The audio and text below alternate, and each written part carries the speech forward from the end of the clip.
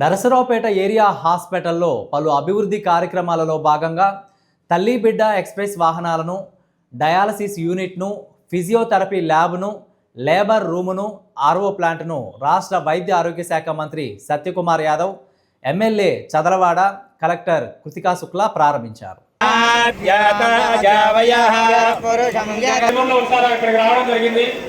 అది చాలా ఇరుకైన బిల్డింగు, పాత బిల్డింగు ఉండడం, తల్లులు ఎండవేయడానికి బాధపడడం చూసి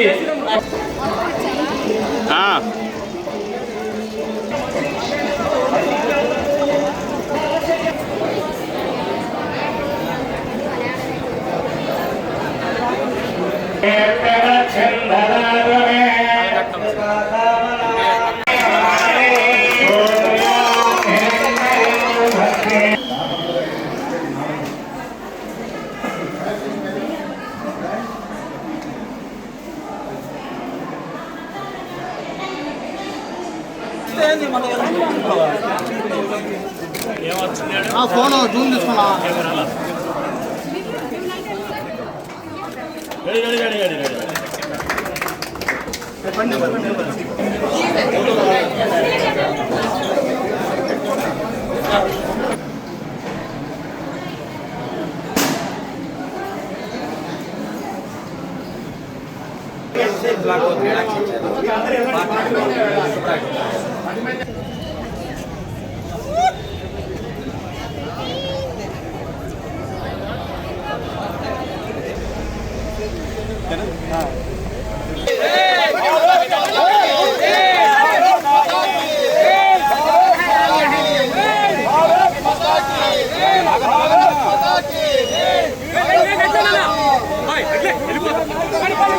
నువ్వు చేయి నాను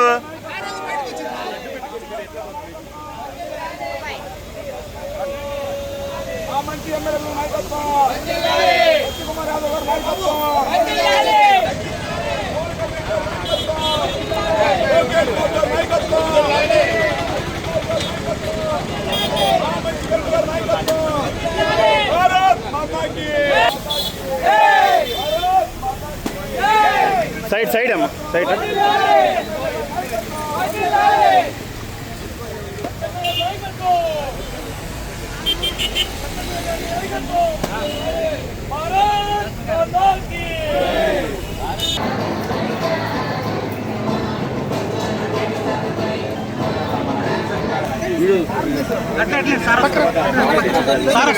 అనాదిగా ఇవాళ కొత్తగా వచ్చింది కాదు, మహిళా సాధికారత గురించి ఇవాళ కొత్తగా మాట్లాడుతున్నది కాదు.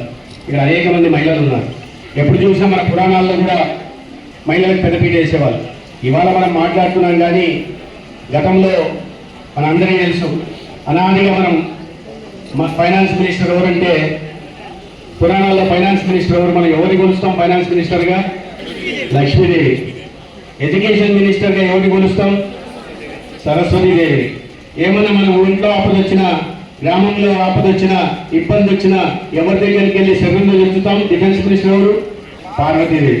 అంటే అనాదిగా మన సంస్కృతిలో మహిళలకు పెద్దపీట వేయడం, వాళ్ళని గౌరవించడం మన పద్ధతి. అది మన సంస్కృతి గారికి ఆలోచించి ఇవాళ వైద్య రంగంలో జన్మ సురక్ష కార్యక్రమం కానీ, మాతృవందన కార్యక్రమం కానీ, ఈ రకంగా అనేక రకాలైన కార్యక్రమాలు తీసుకొస్తూ ప్రసవానంతరం ఆసుపత్రి నుంచి తల్లి నవజాత శిశువుతో క్షేమంగా సురక్షితంగా ఇంటికి వెళ్ళాలనే ఉద్దేశంతో తీసుకొచ్చిన కార్యక్రమం ఈ 102 తల్లి బిడ్డ ఎక్స్ప్రెస్ అనేది. దీన్ని కేంద్ర ప్రభుత్వ సహకారంతో అందిస్తుంటే రాష్ట్రంలో ముఖ్యమంత్రి గారు దానికి మరింత మెరుగులు దిద్ది ఇవాళ ఏ తల్లి ఏ చెల్లి తన ప్రసవం తర్వాత ఎటువంటి ఇబ్బంది లేకుండా బయటకు వచ్చి ఆటో కోసమో లేదా అంబులెన్స్ కోసమో లేదా బస్సు ఎక్కాల్సిన పరిస్థితి లేకుండా సురక్షితంగా వెళ్ళడం కోసం ఏర్పాటు చేసిన సౌకర్యం ఇవాళ మనం ఇక్కడి నుంచి ప్రారంభించుకోవడం. ఈ తల్లి బిడ్డ ఎక్స్ప్రెస్ ఏవైతే ఉందో 500 వాహనాలు ఇవాళ ప్రారంభిస్తున్నాం. ఇవాళ మొదటి విడతగా 300 వాహనాలు ప్రారంభిస్తున్నాం. రెండో విడతగా 2 నెలల్లో రాబోయే మిగిలిన 200 వాహనాలు కూడా మనం ప్రారంభించడం జరుగుతుంది. ఈ కార్యక్రమానికి సంబంధించి నేను ముఖ్యమంత్రి గారిని అడిగాను, సార్ ఒకేసారి ఎంత పెద్ద ఎత్తున చేసిన నుంచి చేయమంటారా అని అడిగాను. అంటే ఆయన కాసేపు ఆలోచించి నర్సరావుపేట నుంచి చేయండి అన్నారు. ఏంటి సార్ నర్సరావుపేట ఏదైనా కారం ఉందా అన్న. నర్సరావుపేటలో ఇవాళ పల్నాడు జిల్లాకి చెడ్డ పేరు వచ్చింది. గతంలో అనేక కారణాల వల్ల పల్నాడు జిల్లా వాళ్ళంటే కొట్టడాలు, నరకడాలు, చంపడాలు ఇదే రకంగా ఒక భావన ప్రజల్లోకి వెళ్ళింది. కానీ పల్నాడు జిల్లాకు సంబంధించిన వాళ్ళంతా ఎమ్మెల్యే గారు చెప్పినట్టుగా చాలా మంచి మనుషులు, పౌరుషం కాస్త పాలు ఎక్కువ కానీ మానవత్వం పాలు మరీ ఎక్కువ.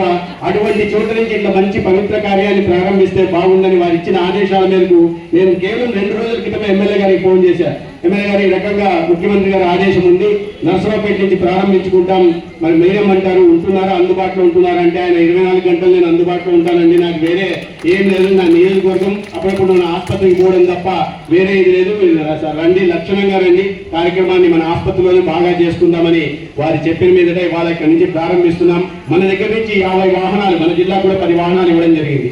50 వాహనాలు ఒకటేసారిగా ప్రారంభిస్తే ఇవాళ రాష్ట్రంలో అన్ని జిల్లాల్లో ఏ వాహనాలను అక్కడ పంపడం జరిగింది. అక్కడ గౌరవ శాసనసభ్యులు కూడా ఈ కార్యక్రమంలో పాల్గొంటూ వీటిని ప్రారంభించుకుంటున్నారు. దీని వెనుక ముఖ్య ఉద్దేశం ఏంటంటే, ఒక తల్లి, ఒక అక్క, ఒక చెల్లి ఆసుపత్రికి వచ్చిన తర్వాత, ప్రసవం అయిన తర్వాత ఇంటికి క్షేమంగా వెళ్ళాలా.